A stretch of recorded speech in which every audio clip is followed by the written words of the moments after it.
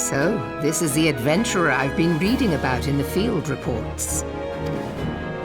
I am Melve Blufisvin, Admiral of Limsa Lominsa. On behalf of my people, I bid you thanks for the deeds you have done this day.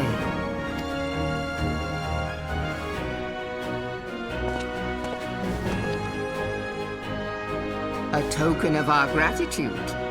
What worth is high regard without just reward, after all? Ha!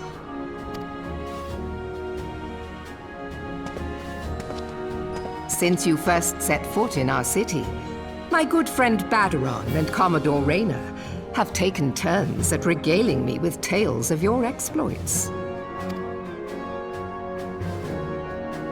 Safe to say, they left an impression. Join me at the coming banquet. A seat of honor at the celebratory feast is the least I can offer the man who foiled the Sahagin. Oh! A seat at the feast! Oh, and don't be late.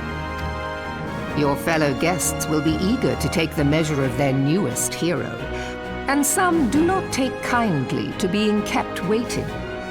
Till then, may you walk in the light of the crystal,